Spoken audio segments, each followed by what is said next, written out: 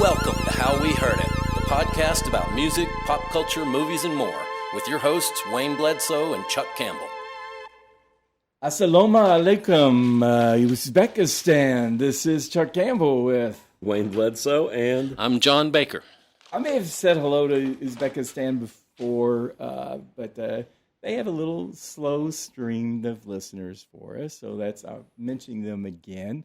Of course, this is an interesting country. It is double landlocked, and it's because every country it borders is also landlocked. Some people count the Caspian Sea as not really landlocked, but it's not an ocean, so It's landlocked. And it's all surrounded by Stan countries. So it borders Kazakhstan, Turkmenistan, Kyrgyzstan, Tajikistan, and Afghanistan. wow. And interesting thing about it, it's got a population of 38 million people. It has more people than any of those other countries. And it's about the population of California. So Uzbekistan, hello.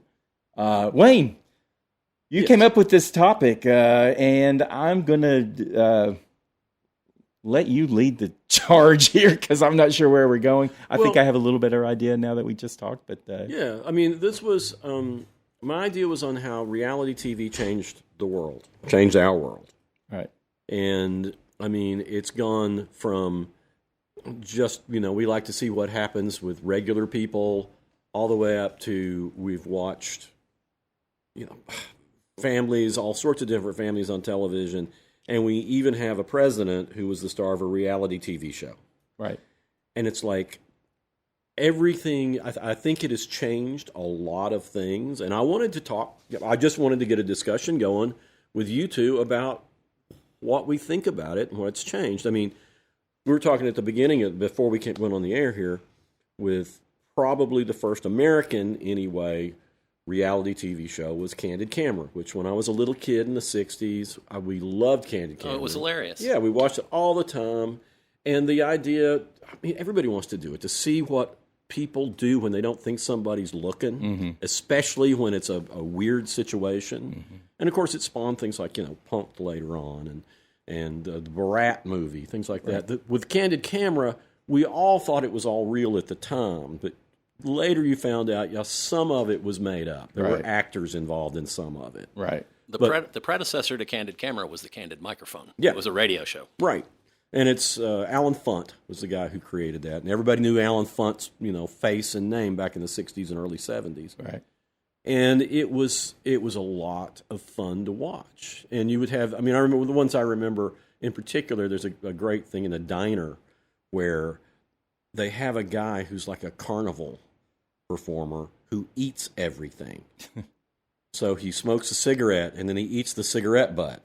And then he starts eating the napkins. And you're watching the people around him at the diner watch him, and, you're focusing in. And it's that fly-on-the-wall thing that I think is so cool. And then Alan Funt later on went and made a couple of movies. One of them was called What Do You Say to a Naked Lady? Okay. And it dealt with what people do when there's a naked person in a public place. Right. And it was all really depends fun. on what they look like, right? Well, that's it. I mean, they had some men in there too, but that was the thing, is you'd have a woman walk into this situation or like an elevator or something and be naked. Right. And it's so much fun just watching the faces of people trying not to look and things like that. There have been a lot of successors to that. I think America's Favorite Home Videos was kind of a successor, but Punk'd with Ashton Kutcher. He was like punking people. What are they, the pranksters now or something like that? Ridiculousness. Right. There have been a lot of more modern takes on what Candid Camera set off. And there's so many different types of reality shows. And I think what we saw after those beginning roots just blew up in all directions. Reality shows did, to where it became, I read somewhere that in the early 2000s, something like 70 to 75% of the audience for all television was watching reality shows. So it really put the ding on scripted shows that maybe kind of deserved it. I'm not sure a lot of scripted shows did us any good, but a lot of reality shows haven't done us any good either. It just depends on the show. Well, it's interesting to think, the predecessor to, at least in America, and John, you brought up that there was a family, a Nazi propaganda thing. Yeah, there was in the 40s. In Germany, yeah. Yeah. But it was Nazi propaganda. It was showing purportedly unscripted an Aryan family living their life. Yeah. But it was Nazi propaganda. Right. But in 1973, PBS had a show called An American Family. And I remember I was 13 when it premiered, watching it a couple of times, and I thought it was pretty boring. Mm-hmm. But it was totally unscripted. It was, unlike a lot of things now that are edited in such a way, and we'll talk about that, that it changes what you think. This was raw. Right. And you had a family, husband, wife, and 3 kids, I think. And it shows all the strains that they're going through. The oldest son, Lance Loud, it was a Loud family. During the course of this show, he came out as gay. In the 70s. In 1973, Okay. he was the first openly gay person on television. He became kind of a minor celebrity after the show ended. But you're also watching the parents wind up divorcing during the course of this show. Yeah. And it's just, it's crazy. I mean, it really did. I mean, I remember even as a kid thinking, this is really uncomfortable. Yeah. I feel like I shouldn't be here watching this. But by the same token, I mean, there's moments You can't look away. Yeah. Yeah, I mean, but that came over. I mean, we have now, later on, we had reality shows that show families that you saw bad things happen, but I think it became more scripted. I mean, Right. Well, I where mean, do you think it went? You had Cops. Oh, yeah, you had Cops. Which also a reality show. Sometimes it involved families. Mm-hmm. But yeah, I think more modern MTV, they came out with Real World in 92. Mm-hmm. And that was sort of the same thing. They brought in 6 or 7 disparate people from different parts of the country with different political bents and ethnicities and all that. And they put them together. And then they just watched them live their lives. That was, of course, it was edited to an extent. I think the more cameras you have and the more you're filming, the better you have a shot of making it any show you want it to be without even having to manipulate what happens. You just manipulate the editing. Well, and I think the advent of video and also of digital editing changed the nature of reality shows too, because originally they were filming them, and film's just too expensive to get enough footage to edit the story to your liking. Whereas with video and video editing software, you can tape for days and days and then cherry pick out the situation you want to create just by editing. Right. Well, and that's what they all do that to an extent, you know. But with Real World for MTV, it was a matter of survival because the music video thing wasn't going to keep going. It had been about a decade of just showing mainly, so they needed to find alternative programming. Right. And Real World fit great, and I watched a couple of seasons of it, and then I just kind of it started feeling more and more manipulated. Yeah. When they start seeing what the audience is responding to, they're like, oh, they don't like it when they're getting along, you know. Yep. So let's highlight the fights, you know. And you got like the what was his name, Puck in San Francisco, and he was like this skater, you know, kind of free for all. And then you would have really conservative ones, and you had what was her name? There was and then there was Pedro. He had AIDS. He was from Miami, I think, and and that was at a very scary time for AIDS when it was a death sentence, you know, and he was gay, and there was like, I think a conservative gal in his house. They ended up bonding. And so they kind of bait the trap to bring tension out because nobody wants to see them all just get along. But that was the interesting thing. I think that with the Real World, everybody you were watching, you were kind of rooting for them to get along, even though it was more entertaining to see them fight. But they were basically pretty nice people overall. They didn't have just jerks for the most part. And you're right. And that was the 90s. And we've gone more and more to where they want jerks. They want jerks on there. They want people live for the fights and they live for the villains. And, you know. Well, see, that was the thing. And that's when it started becoming disturbing to me. Yeah. Was when they showed, instead of people that were trying to do a good job and trying their best and likable people, they started saying, well, here's what we're going to watch. It's the lowest common denominator, people. Right. Yeah. And it's like the Jersey Shore. Yeah. They just wanted people who were unhinged and sometimes stupid. And and this is, my kids would watch that, and it was like, why are you watching this? These are the people I avoid all day long. Right. Why do we want to watch them? Right. And it also made them become celebrities. Oh, yeah.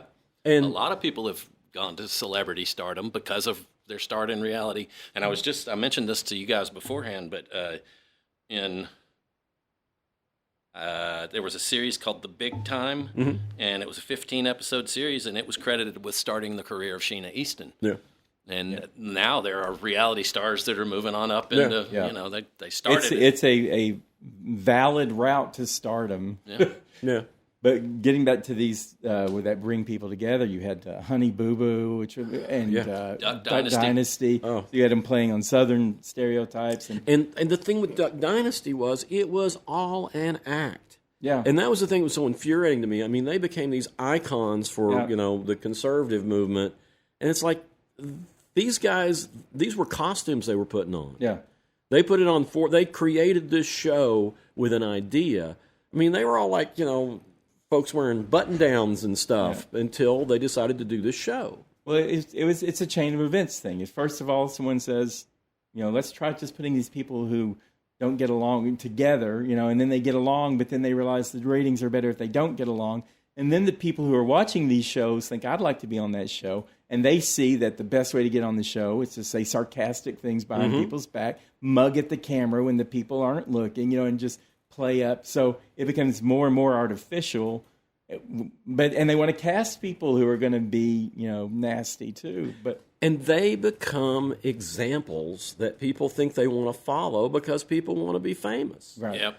And that's same with like American Chopper and all that stuff. Those big tough guys fighting each other over motorcycles. Yeah, and it's like, I mean, to me, it's like this is where a lot of the influencers come from. Is from Keeping Up with the Kardashians. Exactly. That's the prototype for But the that came influencers. from what's her name? First name Kardashian. Kim Kardashian. She's the son of Robert Kardashian, who was on the O.J. Simpson trial, and that was reality TV.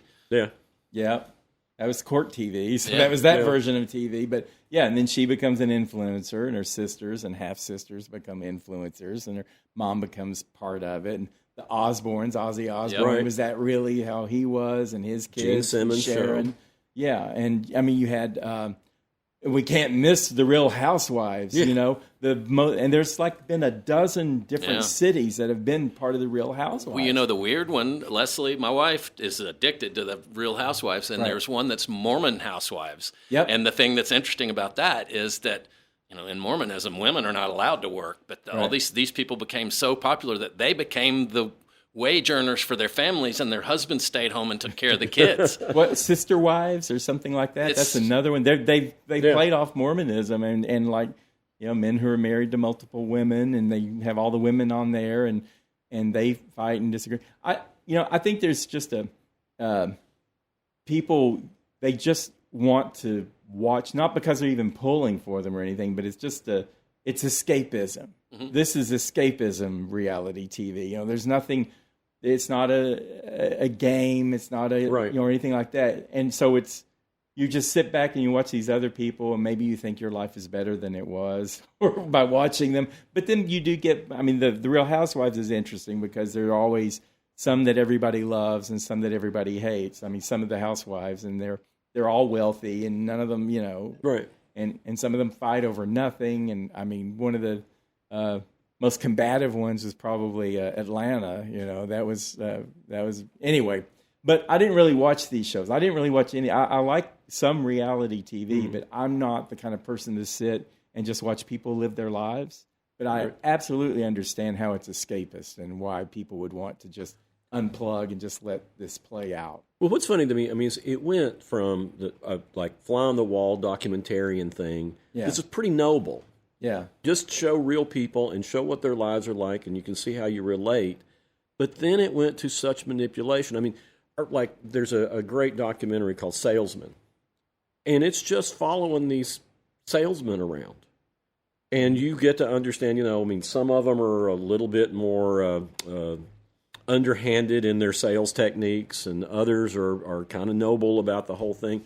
But it was important to see that and to understand it. And like one of the things that Morgan Spurlock, the guy who did Upsize Me, Supersize Me, he had a show on called 30 Days, and he would put, like, one of the most memorable ones to me was a fundamentalist Christian family. They take in an atheist woman, and you're watching them. The parent swapping. Did you ever see that? That was another thing. Oh, I thought that was awful, though. That was horrible, yeah. And that you shouldn't have put your kids in that situation. I just thought of that when you talked about an atheist woman. Well, that's the opposite, as far as how the intention. The intention of the 30 days was to everybody to understand each other on another level. And there was one point that really got to me and I thought was great, is the father in this family, when they took in the atheist woman, he was saying, I really like her, but, how does she have a moral code without the Bible? Right. And he genuinely didn't understand exactly. that. Yeah. And she was trying to understand them. And then there was another episode that was probably the very best one about one of the guys that was voluntarily watching the border, to keep immigrants from coming over. And they have a teenage girl who is the daughter of illegal immigrants, and she's like an A student and doing great, and they have her live with this man's family. And you watch this bond develop, and it's really inspiring, because these are people from totally different sides, and it's like, this is such a noble thing, and it's so good, and then on the opposite, you have something like the parent swap thing, where the kids are basically terrorized. Yeah. I mean, even if they were brats, throwing them into this other situation, it's inexcusable. There was the nanny, remember? Yeah, another one like that. And it just goes from, okay, here's something that we're going to learn something from and try to get to be better people. And then it's like, well, who cares about that? Let's just be entertained by the nastiest situation. We are a capitalist country, Wayne. I know. And what's best for the audience is not necessarily what they're looking at. They're looking at what are more people going to watch. Yeah, right. Yeah, but it's when you go back to like the Jersey Shore and all that, and you got a guy named The Situation, and I can't remember the name of the woman now that became so popular because she was just such a pain in the butt. Oh yeah, not Snooki, but Snooki. Yeah, Snooki. Yeah, Snooki. And it's like, this is what we're going to watch, but people look at that and say, oh, well, I can aspire to be that. I'm kind of stupid, I'm kind of a... Or they can look at it, like I said, and just think, oh, I'm so much better than that. Look how awful these people are. I think my life's a problem. My problems don't seem anything compared to these losers who are just drunk all the time. So, well, one of the things, there's so many different types of these reality things. You and I, and you were much bigger fan of it than I was, but the competition ones... Yeah, I want to get to those. Those are the ones that I like the best. Yeah. But I do want to talk about there's the music competition ones too. And I think that really got started with Star Search way back, which actually started in '83. And it even goes back into the 50s with Ted Mack's Amateur Hour. Well, I'm talking about what living people would remember. Shut up! But I'm just saying, as a little kid, that was on Ted Mack's Amateur Hour, and it was the same thing. Yeah. You'd have a singer, and you'd have a comedian, you'd have spokesmodel, which I never understood what that was supposed to be. It was a model that can speak. Yeah, and then they would be rated from 0 to 5 stars, and I think Britney Spears may have been on one. I don't know. There's some early pop stars who were on these shows, and then of course that gave way to the big flux, the big growth. Again, this is 2000. Around 2000 is when everything kind of changed, and everybody just went all in on reality shows. And you had American Idol, which was on Fox in 2002. You had America's Got Talent, which debuted on NBC in 2006. You had Dancing with the Stars on ABC in 2005. The Masked Singer, which is more recent, 2019. The Voice, 2011 on NBC. And all of these were kind of a shortcut to making it big. We have a lot of pop stars and everything that come off Disney shows and Nickelodeon shows, but a lot of them, Morgan Wallen, Knoxville's own Morgan Wallen, was on The Voice, and he didn't even win, and now he's like certainly the biggest country star, one of the biggest performers of this century. And Knoxville, we had many, many people on these shows. Yes, we have. We did. We had, Chris Blue, that was his name? He He won The Voice in season 12, and before that, Emily Ann Roberts. She was a finalist in season 9. Yep. Also from Knoxville. She was a teenager. Uh-huh. I met Chris Blue and Emily Ann Roberts, and what impressed me about her is she came into the newsroom, and I forget who even was showing her around. I don't think it was Terry, but and she just walked right up to me with her hand extended and said, "Hi, I'm Emily Ann Roberts." It's like that's great. She knows what she's doing. She knows how to meet people, and she's just like. And Chris Blue was the same way. Yeah. He came in and he walked from desk to desk, and he knew I was the entertainment editor somehow, and he came up and talked to me a little bit more. And it was like these people had good social skills. Well, I have to tell a quick story on Emily Ann Roberts. I had her on the Swerve show that I had, and I used to make up fake bios for the artists. Okay. She didn't realize that I did that. Oh, no. You didn't do that. She's so sweet. Oh, what was so funny is her dad is sitting like right in one of the front tables. Yeah. And I said, and of course everybody remembers her from a certain television show, and she's kind of smiling and, nodding a little bit. And I said, WWF Wrestling. And I made up the story about how she was a wrestler. And she kept looking over at me and going, no. I'm not that person. And her dad was just falling out. He knew exactly what was going on. He just knew. Thought it was hilarious. As I say, Dad might punch you out for something like that. But but I had Emily Ann on then, and then two of my friends were on American Idol at the same time. Emmy Sunshine, who I've been covering since she was like 7 years old or something, and Red Daughtry, whose band Red and the Paper Flowers is out there now. But they were both on in the very same shows. I think they got eliminated like 2 weeks out. There were a lot of Knoxville people who would see them in the opening when they had just a big mass of people who had some potential, but then you'd never see them again because they didn't make the first cut or the second cut. I always have. Whenever I meet somebody and I say I'm a musician, and they're like, "Oh, do you watch The Voice?" And I'm like, "No, that's not the kind of music I do." Well, what gets me about it is, and I can't watch it. I don't like these shows. I really don't. I mean, I don't like the ones where the fans vote because it's always just whoever's cutest, or it's never, or it's usually not the most talented. And the judges are kind of iffy. It's like Chris Blue had Alicia Keys. That was her. And Emily Ann Roberts had Blake Shelton. Yeah. That was her coach. But it just, it's just cover song. It's kind of like fancified kind of karaoke night type stuff. And there's a lot of talented people on there, and they're like, this can get me through look what it did for Morgan Wallen, It's like, so it can get you in, but then you got to shake the stink of having that show as being your... Well, not only the stink of having that show, but they own you for a while. Yeah. I mean, that's the thing. I mean, people wondered why Emily Ann Roberts didn't release an album just right away. It took her years. Right. And it was because she didn't want to do what they wanted her to do. She had an idea of who she was and the music she wanted to make, and it was a battle. Right. Well, they knew she had done, I think she knew Dolly, and she had performed at Dollywood, and she was in country. That was kind of her branch, but...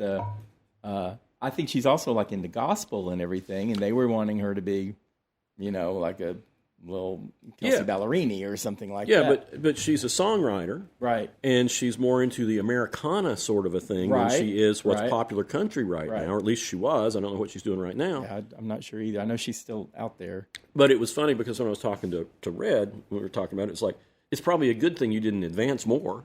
Yeah. Because you get to a certain point, and then they own your stuff. Yeah, they own your, and whatever label you're on, and Yeah, I mean, you do get a label, but, you also have them managing you and telling you what to do. Yeah. And I think it's a great way to get known. Right. But not a great way to start a career for the most part. And Emily Ann was a teenager, so they thought, well, we'll just make her whatever we want her to be, and she's just Play-Doh. But she's a real artist who writes her own songs, so she had other ideas. Yeah, and she's good. I mean, there's a lot of these people who have been on these shows, and I'm with John. I hardly ever watch them. I mean, if somebody I know's on it, I will. Yeah. But it's like, what they're doing is not what I want to see.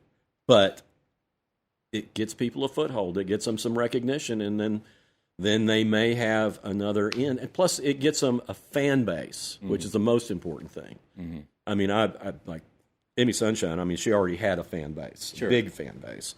So I don't know how much more it helped her. Well, yeah, you get on national TV, though, and you're going to be seen by people who wouldn't have seen you. Wouldn't have seen you. But definitely read. Mm-hmm. But yeah, Emily Ann, I mean, they tried to create a romance with her between one of the other contestants. Oh, did they? Yeah, I can't remember who it was now, but... Oh, yeah, there was some cute guy. Yeah, because they were both cute. And it was like, oh, let's match these two. Yeah. Yeah, and then I think they had footage of her playing something at Dollywood or whatever, and so they're thinking Dolly Parton Lincoln and all this stuff, which that did all help her, but being herself and doing her own music wasn't part of it.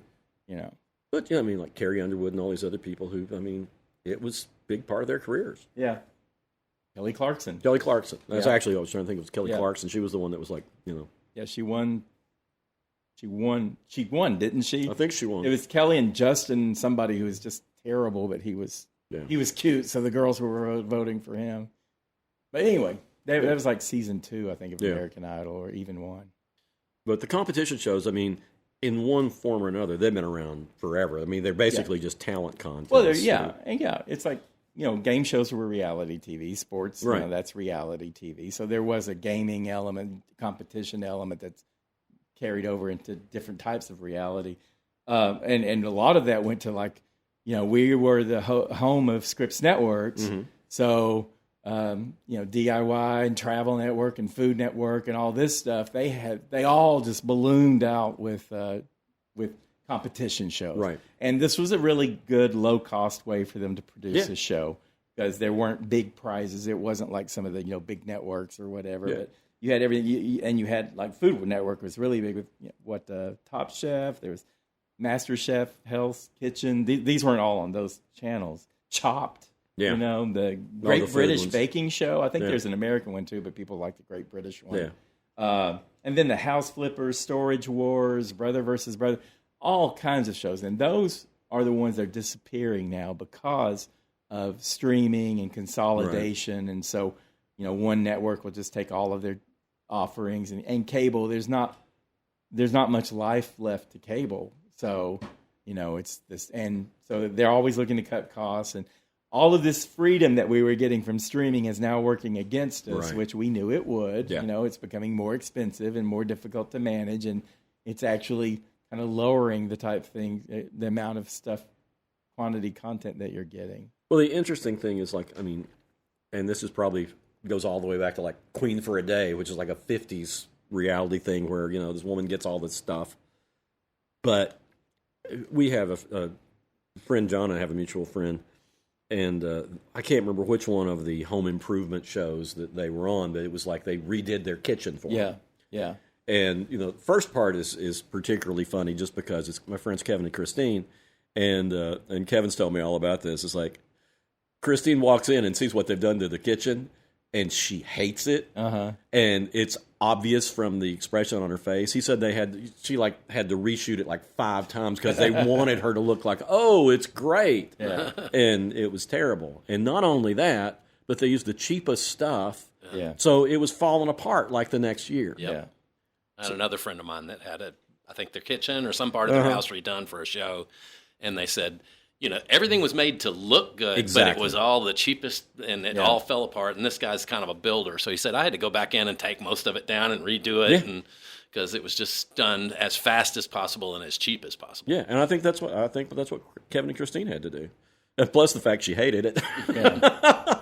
Well, I mean, being in Knoxville, we probably know a lot more than most cities because the network was based here. Yeah. So they would come, and there were some local production companies that got involved, so they would produce a lot of these things. But there's one called House Swap, and I think it's the most notoriously manipulated of the reality shows. I don't even know what network that's on, but it would be supposedly you were going to find a new house and buy it, but a lot of times they already had bought the house before they even did any filming, and they just kind of tailored it to fit what's already happened. So, when it gets like that, and you can sense it a lot of times by watching if things seem to come together too coolly, then it's probably faked in some way. Well, what's fascinating to me is like how much better television would it have been if Christine had walked in and they just had that And initial. just said, I hate this. Yeah. It would have been great. Right. And people would probably like it. Yeah. But they probably had sponsors who owned the things that they were using. And exactly. You cannot have them come in and trash. This is a capitalist country. Yeah, we can't. But this is a capitalist country, Wayne. But it's just, I mean, reality, real reality, to me is so much more entertaining than what we're getting from quote unquote reality TV. But what I will say is the style of reality shows has crept into scripted shows because we've recently been watching Abbott Elementary, and it's a written scripted show, but they very often break the fourth wall and look right into the camera and make a face or something like that. That started with Arrested Development, I think, Yeah. where you feel like, and it goes on. It was who are all those Parks and Rec, The Office, Modern Family, where you can see the camera zooming in and out, and it's like handheld cameras. And they look at the camera, and it's like, who? It's weird because it's like, who is the group documenting these people on the show? But it gives them a way to break the fourth wall, and to like stare at the camera. So, and these are good shows. Those are good shows. Arrested Development, Parks and Rec, The Office, Modern Family, all of those are good shows. And Abbott Elementary, Well, and also look at the movies of Christopher Guest, where they're not scripted, right? But he's got scenes planned, and he just uses the same actors that he trusts, and he knows they're going to improvise, and he'll say, all right, here's the scene. You're starting from this point, and you're going to end up over here. But how you get there is up to you. Yeah, right. And it is hilariously funny. Yeah. But I mean, there's satires of documentaries. Yeah, right. Yeah. Mockumentary. Mockumentary. Right. Yeah.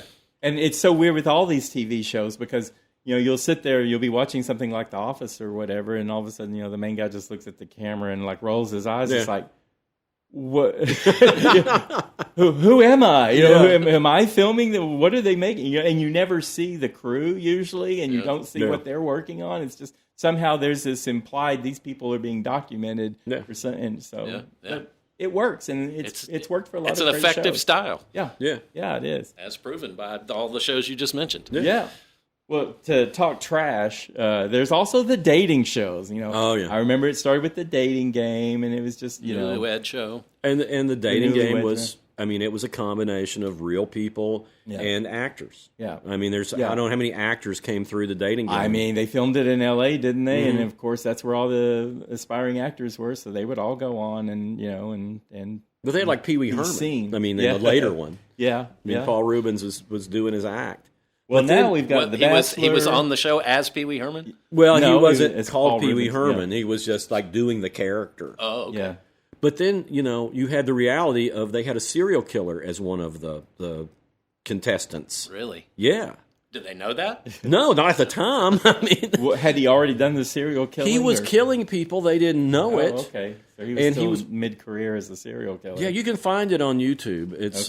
But he was a photographer.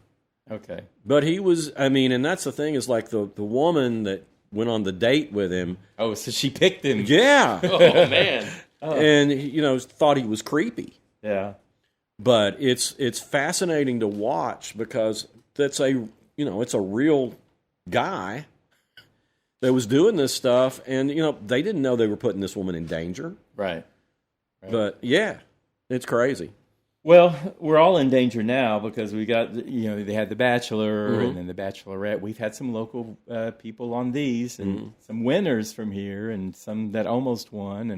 And then that's given way to Love Island, Temptation Island, 90 Day Fiancé. These are dating shows. What you're going to say? I'm just saying I want to know the mindset of people who compete on that sort of a show. Well, it depends on whoever. It depends on each contestant. Like we had one, her name was Hannah Ann from Knoxville, who seemed to legitimately be on there just to play the game itself, and she wasn't promoting anything or trying to be anything, and she was doing well, but the other gals didn't like her, and they felt threatened by her or whatever. And I think she won, but it was the most because he has to propose at the end, and then they ended up not getting married, and she really wasn't his pick. And you'll get people who go on these shows to play the game that it's supposed to be about, and then you'll get people to further their careers, and then you'll get people who want to be good TV or just want to be,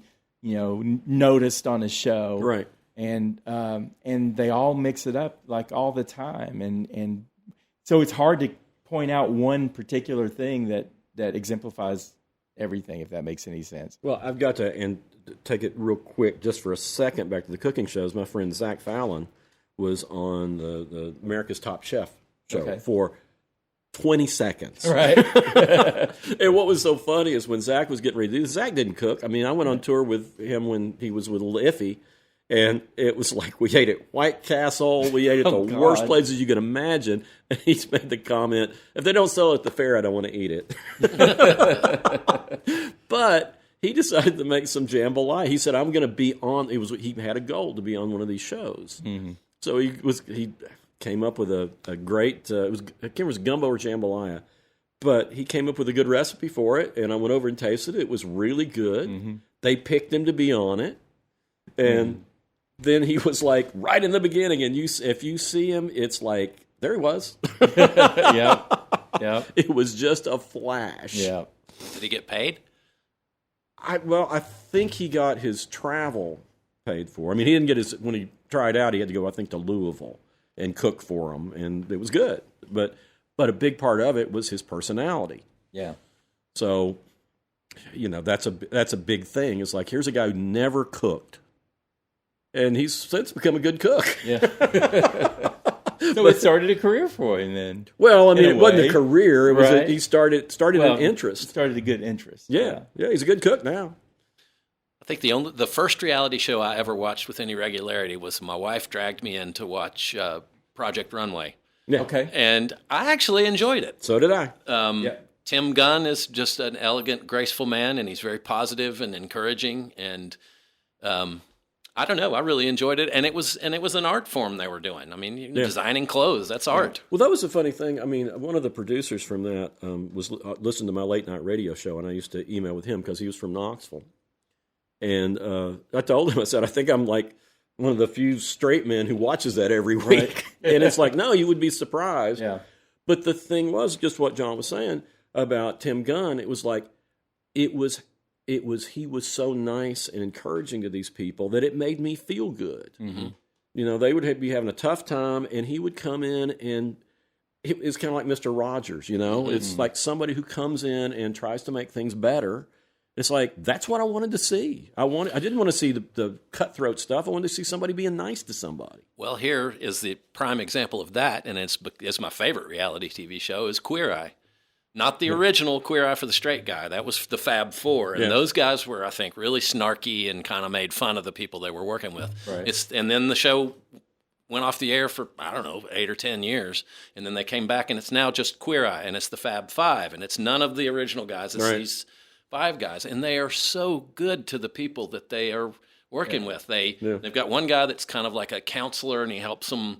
If they usually get people that are sort of stuck. They just they don't take care of themselves. They dress in the same clothes every day, and they just let their hair go long, and they get fat or whatever. And he helps them get to what's the root of your motivational problems. Yeah. And then there's another guy that's just grooming, and he's a little hard to get to. At first, he's a little over the top because he's very flamboyant, but he's actually turns out he's hilariously funny, and he really helps the people. And when he grooms them and gives them a hairstyle and all of this, and then when they turn the person around and they see what he's done, and just the looks on their faces, and they're literally crying. Huh. And they've got another guy that comes into their house and redoes their whole house, and that person does all the real heavy lifting. Right. But when they come back from, they go out and take him shopping for clothes, and they put him in clothes. And another thing about that is it's made me think, because I've always just thrown on whatever I had at hand. But when you're in clothes that you feel like you look good, it makes you feel better. Yeah. It really is. Yeah. It's a real thing. And so they put these people in clothes that they would never have chosen. And all of a sudden they start saying, well, I kind of like the way I look. Yeah. And when they come home from the grooming and from the shopping and and there's another guy that's about cooking, and he helps them, learn how to cook foods that they like. And when they come home and see their house, I mean, and everybody in their family has not seen the redo at all, and they all walk in and they're just like, "Oh my God, I can't believe this! It's so amazing!" And they're just so good. Yeah, that show the last season, every show, my wife and I would watch it, and we'd get to the end of it, and we both tears. And they're just so good. Well, Sarah loves Love on the Spectrum. Okay. Which is, autistic people going out on dates. And, right. and she's a teacher, and she always particularly liked her autistic students because they're so honest. Right. And that's one of the things she talked about in this show, which I don't watch it, but it's just their honesty. They're just, yes, yes, I like you. No, I don't like you. Right. Right. And it's like, there's something, I mean, I wonder how much is manipulative and how much, the people who are participants get out of it. But I do like the idea that you're watching a reality show where you're trying to help people get what they want. Right. And be better. And a lot of times it's the host that makes the difference. Exactly. And we have a lot of different hosts for these shows. Yeah. I was thinking of Project Runway. That's Heidi Klum, right? Mm-hmm. She seems pretty in touch and kind, right? She can be pretty critical. Well, did you ever watch America's Next Top Model? No. Hosted by Tyra Banks. Crazy. So it was all these young women. I watched that one. I didn't really get into Project Runway, but these young women and young, they're really young, and their whole careers or wannabe careers are based on their looks and backbiting and all that stuff, and so many fragile egos and everything. And Tyra Banks would just go. I mean, the challenges she had. I don't remember if this was actually one of them, but it was like dressed in homeless chic.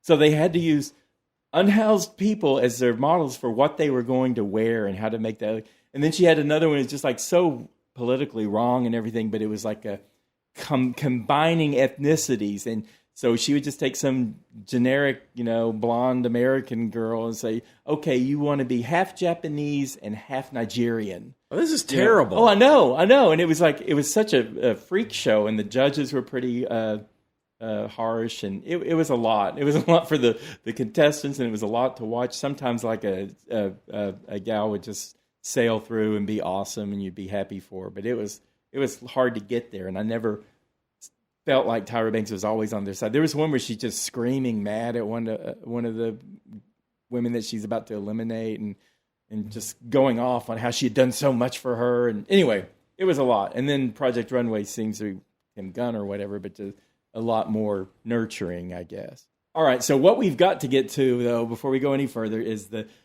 year 2000, CBS just pushed reality TV into a whole other realm.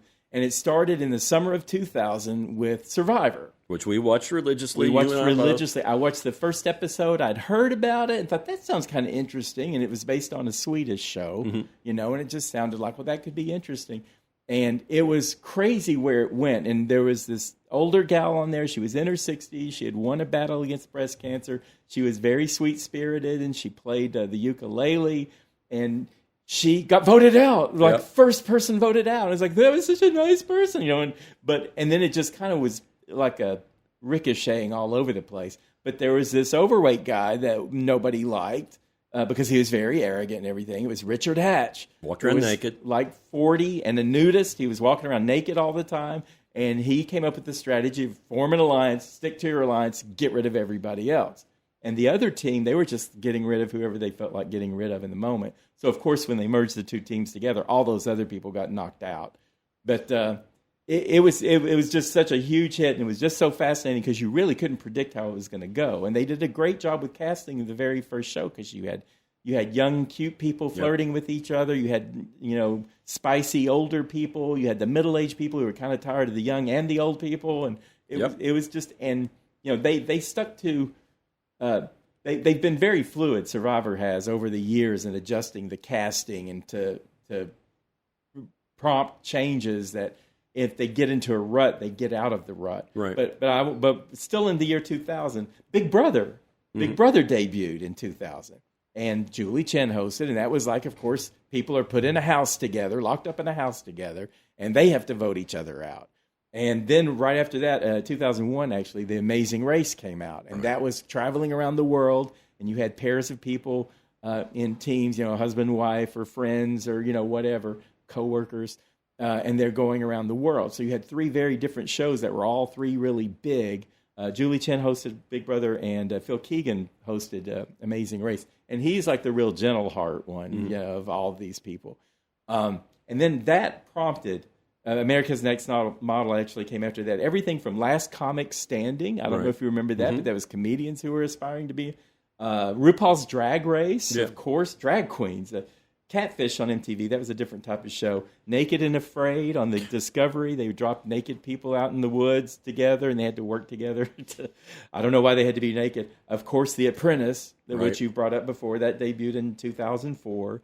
And then everything from Total Drama Island, which is a cartoon network, cartoon based on Survivor. So they just made up, and these were all younger people. Right. Endurance, do you remember that? That was it was on Discovery show? Kids. No. It was kids, and it was and it was really well done. It was, because you had kids who had a lot going on. They were teenagers, young teenagers. Anyway. Yeah, Yeah, they weren't children, but they weren't adults. They were teenagers. They were like middle school, early high school type kids.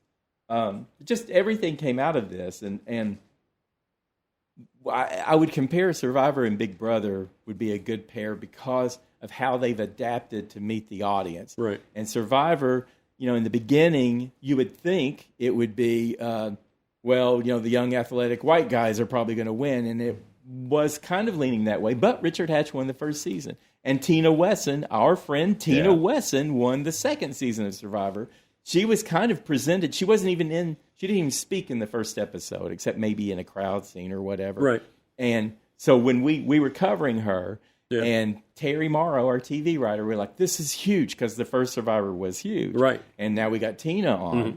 And who I went to high school with.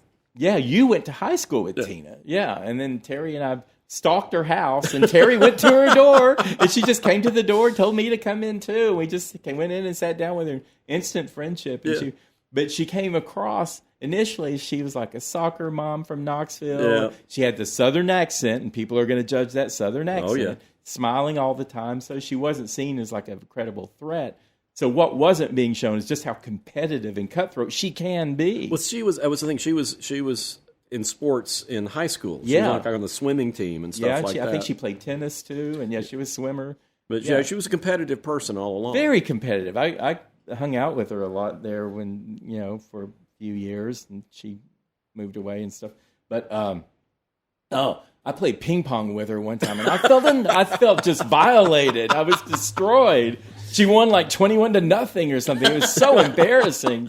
Well, but the thing about Survivor and her, is you had to have some ingenuity. Yeah. You had to be a smart person. You had to be able to strategize. Yeah. And that's one of the things I liked about Survivor is it wasn't just political, even though it got more and more political as time went on. Right. As, okay, here's my alliance, and I don't really like these people, but they're going to help me. Right. But, your survival skills, at least in the beginning, really helped you. Right. And I remember, Tina, there was a flood, and Tina saved the rice. Yeah. They were worried about, crocodiles, and they were in Australia. The second season was Australia, and they were worried about what could happen, and this water might carry her downstream and all that. And she just got in there and just swam right over and grabbed that rice, And she realized, Tina's strategy was, they're getting rid of the older people in my tribe, so I'm going to be one of those. Because she was 39, 40 when she filmed. I think she was 39 when filmed it and 40 when it aired. And there were some younger people like Jerry, the actress, and Amber, her buddy, and Colby, who was a Texan, an aspiring actor. Yeah. And Tina saw the writing on the wall for her. They got rid of an outsider, and then they got rid of the oldest lady, and Tina knew that she and this other middle-aged guy, Keith, were probably coming up next. So she worked on Colby, and Colby was the athletic guy who could win every challenge and all that stuff. And it became this unlikely alliance. And everybody thought, well, Colby's just going to drag her to the end or whatever. But she beat Colby at the end. And that's the cool thing about Survivor is it always comes down to the jury at the end. Mm. And when they start seeing trends of things happening, because it did get into a groove of where the younger, whiter, maler guys were more likely to win. So they kept switching it up and changing their demographics. And now it's very much I still watch it. I've watched it all the way through because I have picked up so many coping habits with the world Really? because of Survivor. I'm not kidding. I mean, it's like Survivor 2000, that was the year that I took over as travel arts and entertainment editor at the News Sentinel. And it was very much turning into Survivor there because we were having layoffs, and it was like, and I kept thinking, how can I protect my alliance, which was you guys, my staff, right. And how can I work with everyone else? How can I get along with people, and you meet people on their level and you don't boss them around. You try to be helpful. Like when we had to, when I wanted us to put our own stuff up online. We had an online department, but I wanted us to put our stuff online. I wanted us to do our social media. I wanted people to see the stories that you and the other entertainment writers, I wanted them to see your success. We were doing the work around camp. That's one of the things in Survivor. It's like, well, they never do anything around camp and they're not good in challenges. Well, we were doing everything and we were posting everything ourselves and it was getting noticed, because I knew we were a small department. When we're downsizing, I knew that we were like, on the chopping block. We were on the chopping block. And I went to the, other smaller departments like business and features and photo and even sports, because, sports, their stories were always huge, but there was just this natural bias toward local news. So you knew anytime there was a round of layoffs, there would be 4 or 5 news editors.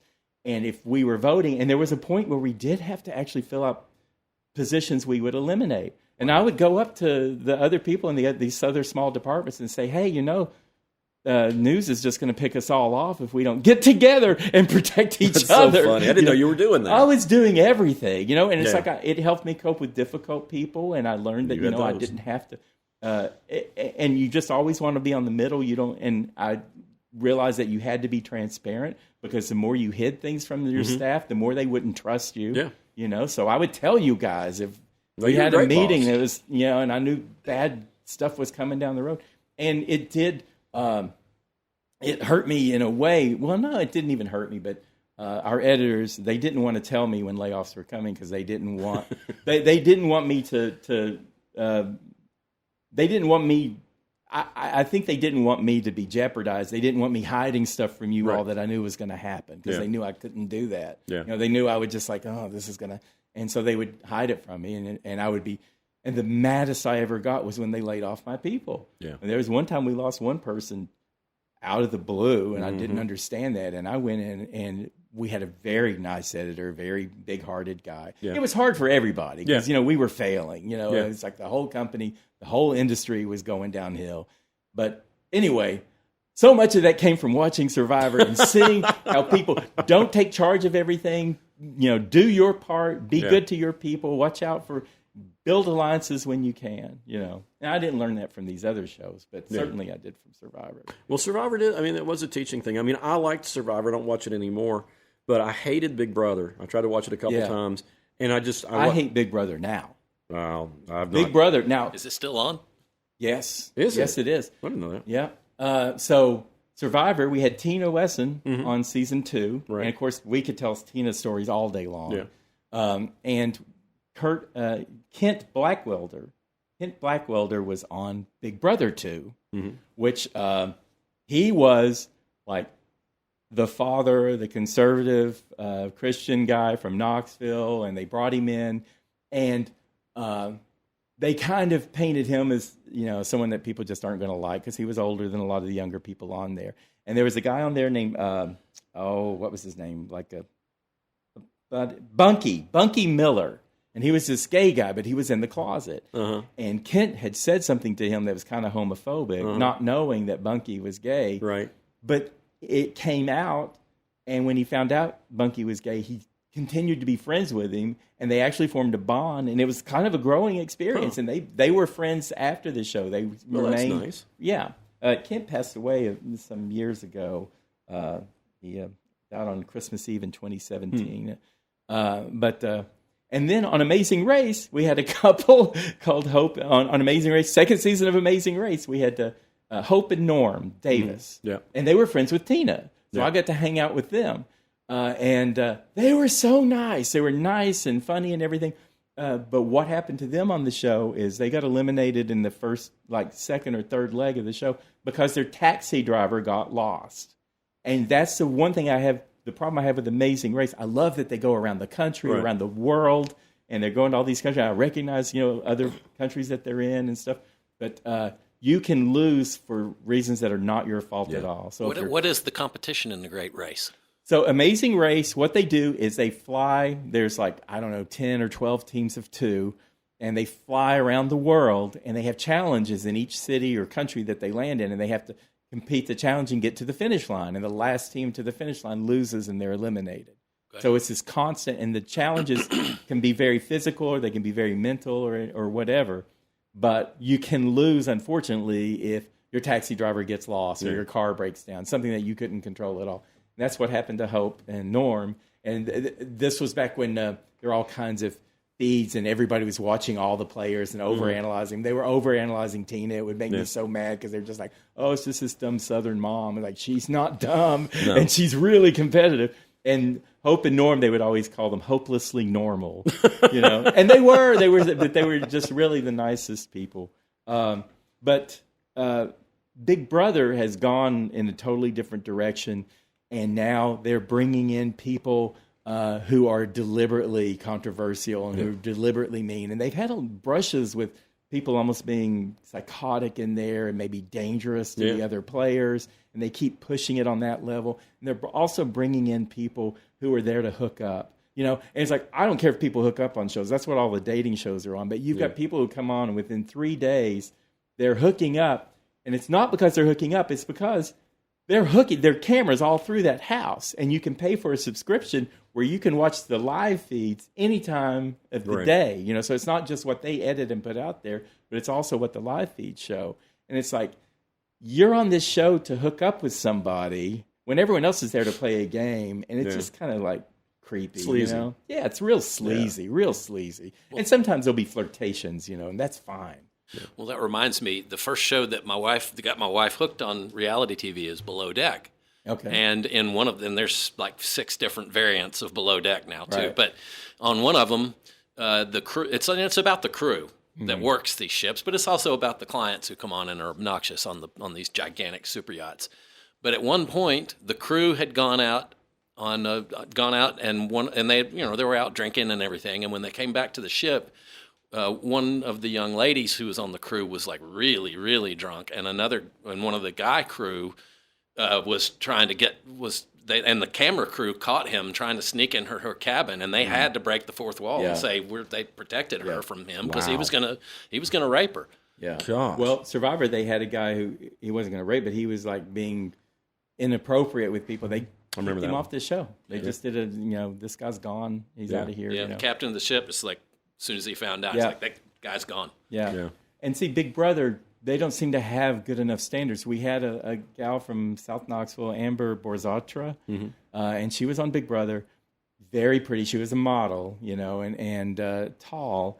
And she was just nice to everybody, but only the guys would respond to her because they had these backbiting women in there who were just against her because she was the pretty one, And then a guy who wasn't quite wired right became infatuated with her, and they would sneak up to her. He may have even kissed her in her sleep or something. Oh, Lord. And the Big Brother people could see that he was just spying on her, and they were letting it go unchecked. Wow. And she eventually got voted out because the women were tired of her, didn't want her around, even though she was nice to everybody. And the men were worried that their buddy was being too distracted by her.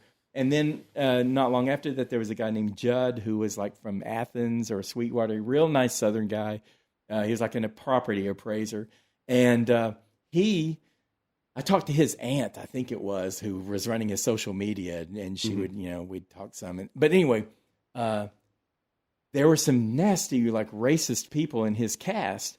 And he would say stuff like, don't they know they're on TV? He was trying to stay out of it. A lot of people were assuming, it's a Southern guy. He's going to be a racist. But he was just shocked, and and he got eliminated, kind of they just thought he was too nice and he would beat them all if he got to the end. Yeah. But it's just nasty behavior and bad behavior is more and more rewarded on that show, and I just can't watch it anymore. Well, I just think that it's so many of these shows. That's what it is. And Survivor, just to get it, Survivor had its 50th season aired earlier this year.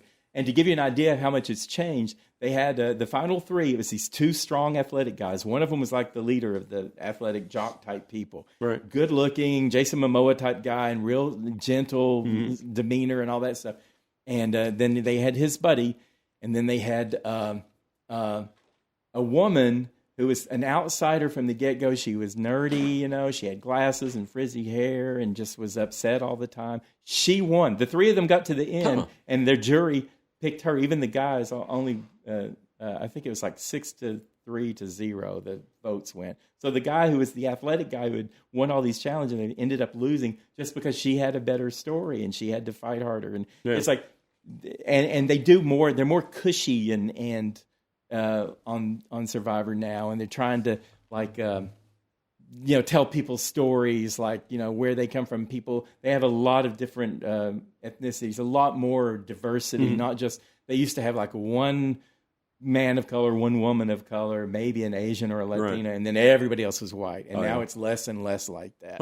And and I think that's made a big difference.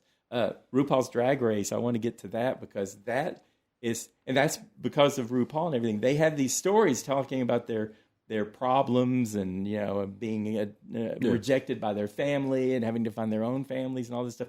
And it's been because of the way people feel about transgender and drag queens. It's like it's kind of been in their face, but at the same time, if you watch it, you can see more what the challenge is, and it normalizes them. And they're all different types of drag queens. Like some of them are straight guys. There's some of them are trans, and most of them are gay guys. They've had cisgender women who are drag queens, and they're women, but they're also in drag because it's all around the world now. And they have one of the favorite ones was a cisgender woman who is a trans man. So they have someone.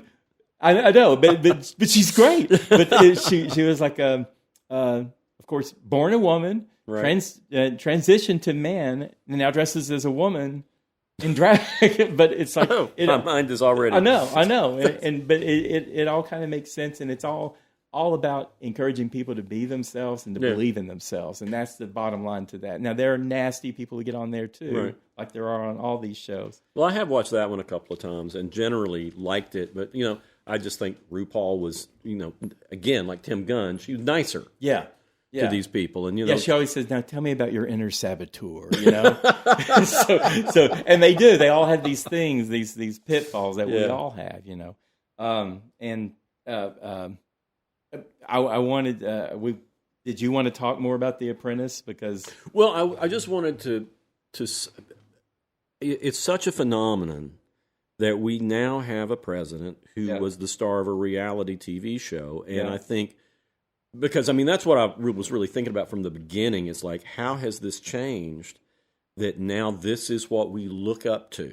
Right. This is, I didn't like The Apprentice, and I didn't like Donald Trump before The Apprentice. Right. But it normalized him to so many people. And so many more people. He was a known person. He was in, he was on TV. He was a lot. very well. I saw a Gallup poll said that 98% of the people knew who he was before he was on The Apprentice. Right. But now this show was created by Mark Burnett, who also created Survivor. And Jeff Probst, I would vote for him for president because he just seems to be a well together guy. He's the host of Survivor. Right. And Donald Trump, I think what it did with him is I watched The Apprentice for a while, and I actually kind of stopped watching when he had 2 business associates or whatever who were his advisors. He got rid of them, and he put in Ivanka and Don Jr. Yeah. Those became his advisors, which is kind of like, okay, so he's going to show some favoritism there, But it did present him as, like a very successful businessman, and he seemed like very, reasoned. He did have like really bad grudges with some of the players on the show. But it normalized him, and people became familiar with him because of that. And I don't think he would have been president without The Apprentice. No, I don't either. It made people think he was a super successful businessman and deal maker. Exactly. And it just, all these people, sure they knew him, but they didn't welcome him into their home every week. Well, he was kind of he was made fun of a lot before he was on Apprentice. Yeah. Yeah, and it was a big success. That show was a huge success. Yeah, but I mean, people knew that, he had businesses go under, and they knew his battle with Ivana, and they knew, the beauty pageants that he owned and all that stuff, and he just seemed like wealthy guy. Right. And it depends on however you see wealthy people to start with, as to what you're taking away from it. Well, what was interesting to me is all the people who, and we've talked about before, people who like villains. Yeah. And to me, it's like the "you're fired" thing. I mean, that became like a catchphrase. But people, I mean, for me, it was like, God, what a jerk. And other people were oh, that's great. Tell it like it is. Yeah. We've talked about the tell it like it is people, and how Americans especially seem to love the people who are outspoken. And we do have all these reality shows have villains, and sometimes they're the ones that people want to win. Yeah. So it depends on what kind of villain you are and how people relate to you. I think, I hate to think that reality show I watch it with a skeptical eye, all reality shows. Well, we know how they're edited. We know how, they're put together to create a villain more so, or to create a hero more so. And it's manipulation. Yeah. And even the most well-intentioned ones do manipulate you. Well, yeah, and it's like we were saying, the Big Brother Survivor thing. The Big Brother, they just have tons and tons of footage, but it does sound like, from what contestants are saying and what people are hearing on live feeds, that there has been some production manipulation in how the show's going to go. Yeah. And Survivor, they just let the show play out, and then they take this mountain of stuff and they edit it in a way that it'll make sense for people when they watch it, like who ends up winning and who ends up going home and all that stuff. Well, we both talked to the guy. I can't remember what his real name was, but he's known as Coach. Coach, yeah. Benjamin Wade. He's been on 4 times. He was on season 50. People love him now. I talked to him the first season that he was on, and that was like Tocantins. And he was like this, he's kind of an academician, and he's a musician, and he coached women's soccer and all this stuff. And he says things that are sort of out there, and they really hit with that his first season. He sounded really loony and everything. Yeah. But then sitting down talking to him, he's really normal. He just happens to say odd stuff now and then. And we talked about that. We talked about how he was coming across, and how, and he's like, well, this is stuff I said, and they just edited it that way. Yeah. And he's still been a little bit on the fringe, and they bring him back. But what were you going to say about Coach? I was just saying that was the thing. It's like he was created as more of a villain when it was probably, 90% of the things that we saw, we only saw, it seemed out of context whenever you would see him say something weird. Yeah, it was such a tiny thing. He was kind of presented as a villain, and then he came back for Heroes versus Villains, and he was a villain, but he was like the sweetest guy on that season. Yeah. So they just kind of let him be his own person, and fans like him because he's just different. He's not really antagonistic. But still, he was they found those things to create a more simple narrative about him. Right. You could say, oh, this guy's kind of nutty, and he's kind of arrogant, and all this other stuff. Right. Whereas if you had been like an old-style documentary, you wouldn't have had that, probably. Right. Well, that's one thing that my wife, she's researched Andy Cohen and the whole Bravo universe of reality shows. And she says that the producers know who among the cast they want to be villains, but they don't tell the people. Right. And so the people in the shows don't know that they're villains necessarily. Right. Yeah. And I'm sure that everybody could be edited one way or the other. Yeah, everybody on all these shows could edit out stuff that makes them look bad, or just edit out stuff that makes them look good. And and I feel like with Survivor it's a little more pure, because they do let the show happen. Like everyone comes out and says, "Yeah, we lost that challenge," or "Yeah, that's who we voted for." "Yeah, we didn't know that." Stuff like that. But then they make it more logical what they're going to show. So some people get, if you're not very interesting, then you won't get much airtime. Yeah. And then you just get kind of voted. They always talk about people who I should have seen more of them and everything. It's like, well, they probably just didn't have anything interesting to say, because some people are very cowed. They talk about when they get there, they're marooned on the beach, right? And they show up, cameras everywhere, and they're all very cowed by that. All the contestants are. But then, like Tina says, after a while, you just don't even see them anymore. You don't even, you just forget they're there, and you just do your business. So Yeah. But yeah, The Apprentice. I could tell there was a lot more going on than what we were seeing, and they want their hosts to look good. They always want their hosts to look good, even whatever they're doing. And I actually have a stamp pad with the stamp "You're fired" because it came to Terry. Terry didn't like the show at all, and he said, "You can have this." I'm like, "Okay." So I have this keepsake Apprentice PR thing. Wow. Stamped it, and I would stamp it and put on stuff on Terry's desk. I don't so he would think he was fired. But I think that Americans may be, we're talking about how they like more villainous things, and there are a lot of great things about Americans and everything, but I think we might be below average on critical thinking. Yeah. Because a lot of times, like when we've talked about Kylie Minogue or stars that are bigger in other countries than they are here, a lot of times it's because they don't really have anything embarrassing. Yeah, it's like people are interested. We're more drawn to people who are different in one way or another. Well, I contend that reality TV is making that worse. Well, I say it just depends on which reality TV you're watching. Well, and I mean, like we just said, there are good ones, but I'm just saying, overall, it elevated a lot of people into the public eye that I wish had never been in the public eye, and that people wound up admiring for the wrong reasons, and some of them shouldn't have been admired at all. Right. So, well, I think scripted TV sucks. A lot of it has just been terrible, and so it's kind of reality TV through some of that back. Totally different discussion, but I have to say, I mean, I totally disagree, because I think that you're getting TV shows that are better than a lot of movies now. Yeah, I agree.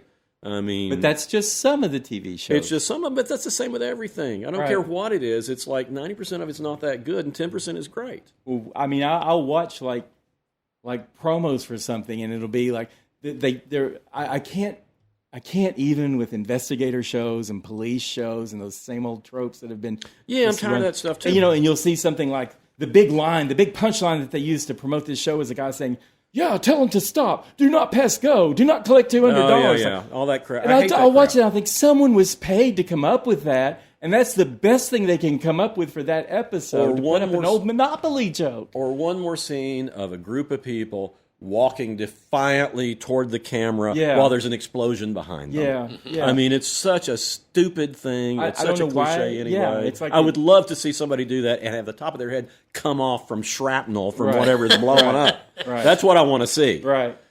But well, hopefully we get better reality shows and we get better scripted shows. I mean, like I say, there's some of these scripted shows, and the ones that are popular are the ones I don't like. Well, like it's like Friends. I've tried to watch Friends many times. Friends. I've never once laughed at anything about Friends. I hated Friends. And I like the cast people, but it's I like, love this Friends. isn't I thought it was funny. great. I don't understand what was funny. It was a cultural icon, I guess, at the time. I like Seinfeld, okay. But right now, you know what? You look at The Bear, and I mean, we had Breaking Bad. I couldn't watch The Bear. I didn't get through the first episode of The Bear. You're kidding me. Well, no. There have been some episodes of The Bear that I thought were some of the best TV I've ever Right. seen. Yeah, right. me too. But I do understand, because it took me 3 episodes. It's like Sarah was insisting I watch it, and it was like, I don't think I can watch this because I'm so tense now from everybody screaming at each other all the time.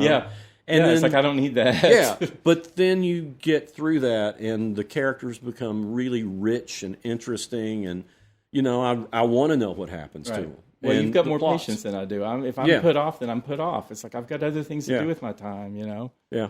So, but anyway, that was. I think this topic turned out well. Yeah. Sure. And I'll go back to my Survivor, and you go back to your. Well, Bear's over now, isn't it? No, it just came out a new season. Brand new season. It's not their the last final season, though? Yeah. I think it's probably the last It's their season. final season.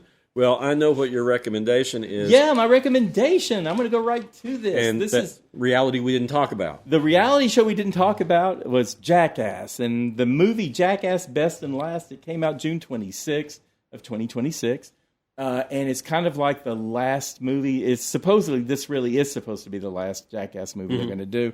You have all the main guys. Most of the main guys. You got Johnny Knoxville, Steve-O, Chris Pontius, Dave England. They're all in their 50s now. Yeah. Okay, so it's actually kind of sentimental. They show stunts that they've done in the past, in past seasons. Of course, this started on MTV in the year 2000 or something like that. And of course, Johnny Knoxville. Johnny Knoxville is from Knoxville, so we've got stories about him. And PJ Clapp is his name. His friend Alan Fry, who was on a reality show. He's a nice guy. But anyway, they do a few new stunts, and it's really appalling and gross and terrible. Some of these stunts, one of them they do. This is just what you're looking at, but they take that cocktail you have to drink before a colonoscopy.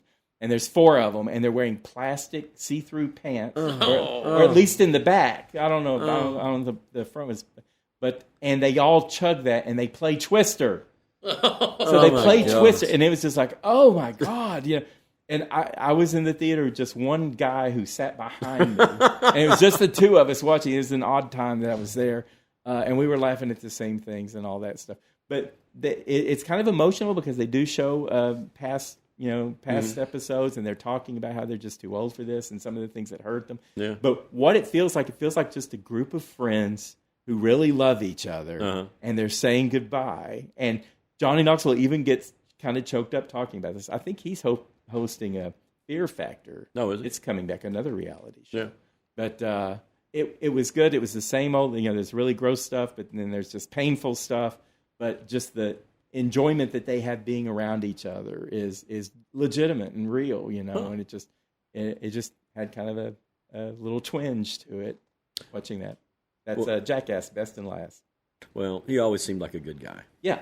I only talked to him. He was so good to Terry, our TV writer. Yeah, he was. I mean, Terry was kind of quirky, and he protected Terry and loved Terry, and would just hang out and talk with Terry all the time, even when he was like busy in the biggest anything. But he didn't put a dead skunk in his car. Yeah.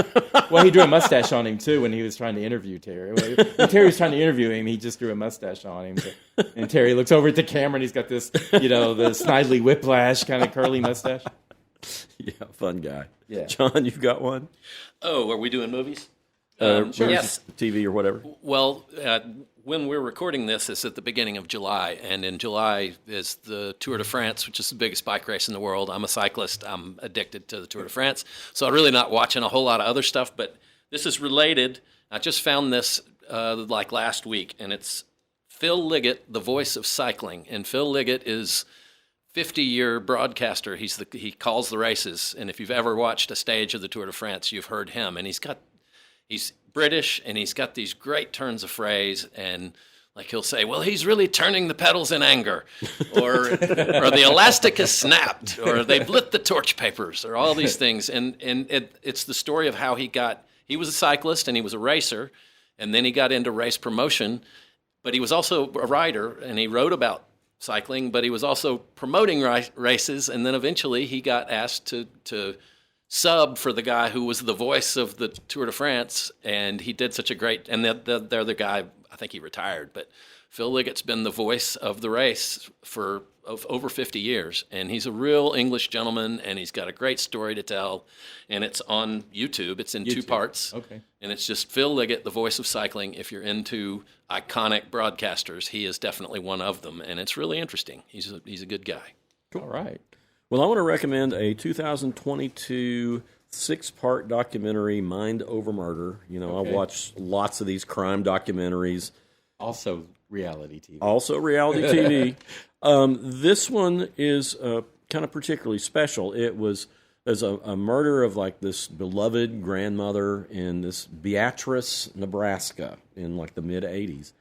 And it was a brutal, horrible rape murder situation, and 6 people were convicted of this crime. And you find out, of course, right in the very beginning, these 6 people have been released from prison. 6 of them are out, huh? Yeah, and it's another situation where, you see what's coming really early, it's another situation where people who didn't do it are convinced. Some of them, all but one of them, confessed to this crime. And none of them did it. Wow. And that's some interesting psychology. It is, it's so common is the thing. It's interesting. But the kind of the key in this is the community. Because you have people who still believe that these people, if they didn't do it, they were involved. And you have people who are angry with the prosecutors, And I don't want to get into the details, but there's all sorts of little twists and turns as you're going along. You realize, first you think this person is a total jerk, and there's people who are jerks through the whole thing that are just doing a really bad job at what they're supposed to be doing. But at the same time, the community theater group has written a play made strictly from the transcripts and police reports about the murder, with all the main characters involved. And that's also bringing the community apart, because people are angry that they're doing this and dragging us back up. The family of the murder victim is really upset over it. And it has a surprise. I don't want to tell what the ending is, but it has a surprising ending that play falls into. And it's one of those shows where at the third episode, I thought, well, that's it. That's over. And there's another episode. And then you find out way more interesting stuff. Yeah. And then same thing with the end of that episode. And it's a total of 6 episodes. And at half of it, you're surprised it keeps going, and you're really glad it did. But it's horrific, but it's also really cool. Okay. Made me feel better at the end of it. Where did you say it? What's the name of it again? HBO, and it's called Mind Over Murder. Mind Over Murder. Okay. And yeah, it's one of those things that you need to keep with, because it's rewarding. I mean, it's all very tragic, but you get to the end and there's something that makes you feel a little bit better about it. All right. You got a music? I do. Totally different direction.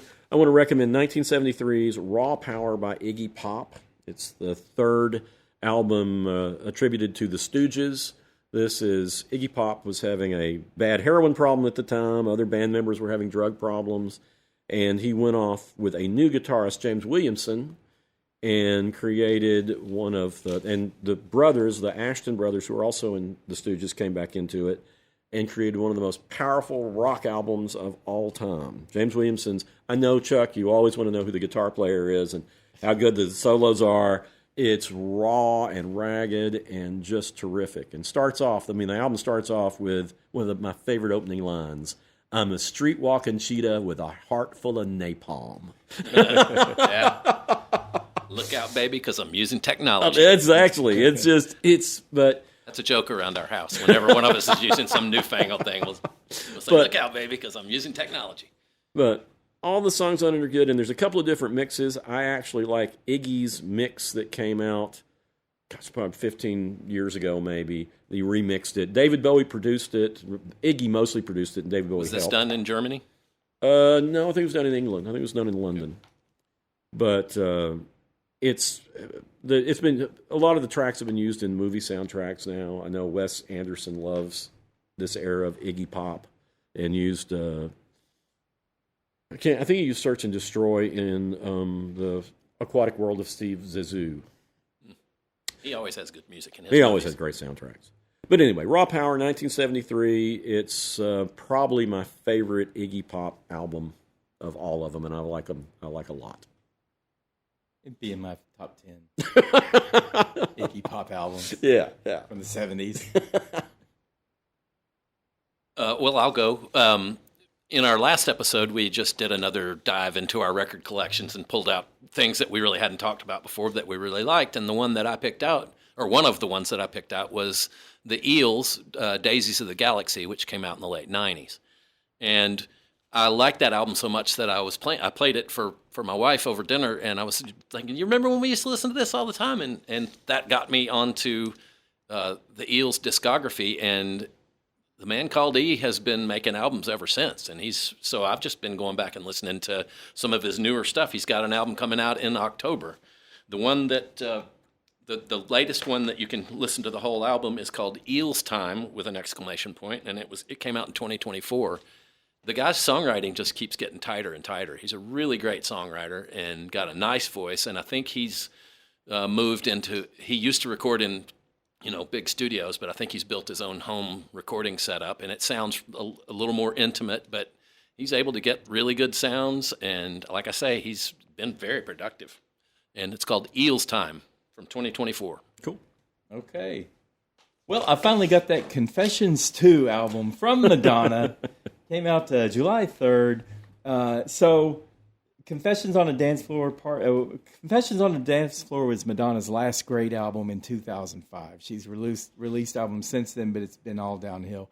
And it was mainly a great album because of her producer, Stuart Price, who had a really cohesive sound, and it was like a really great groove and everything. This time, she's just all in on dance.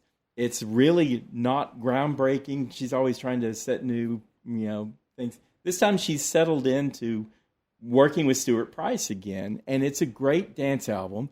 And I don't blame her for not taking. She's 67 now. She's not taking chances, and she doesn't really have to. There's she tries to get into head trip stuff, and there's kind of spoken or whispered or whatever beginnings and endings of songs about psychobabble, about what is it? I don't know, just bumper sticker stuff and platitudes.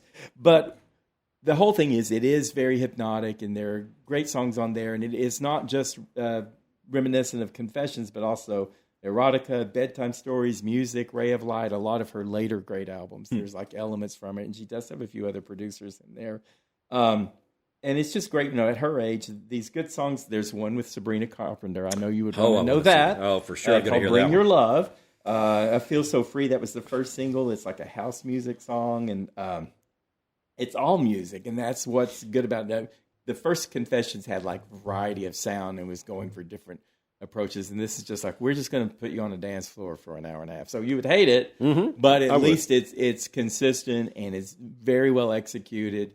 And she's not doing stuff. She got to the point where she was just trying anything, and it wasn't working so well anymore. So it sounded worse than if she just got in her groove and stayed in her lane and let Stuart Price, do the thing. Oh, there's also there's a duo on there with her daughter Lola, The Test, and it's really actually a sweet song. Her daughter Lola is a singer. We've talked about her a little bit before.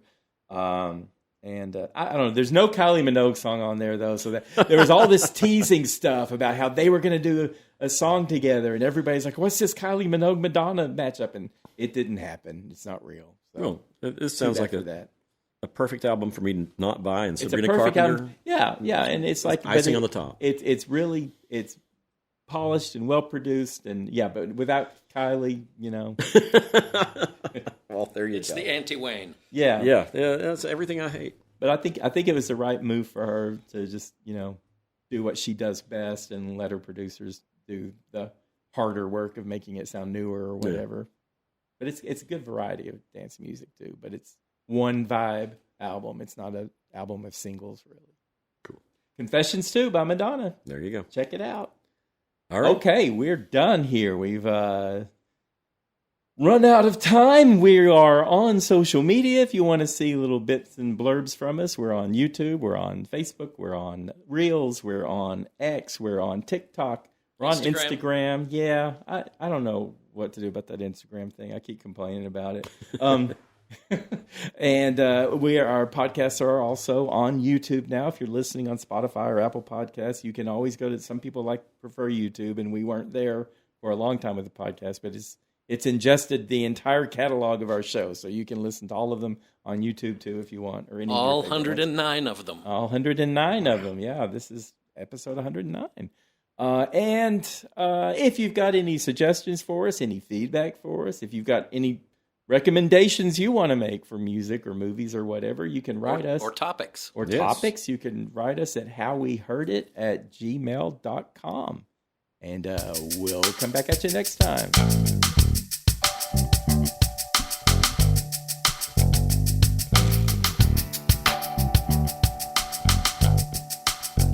You've been listening to How We Heard It with Chuck Campbell and Wayne Bledsoe, a podcast about music, movies, art, culture, whatever it is that's on their mind.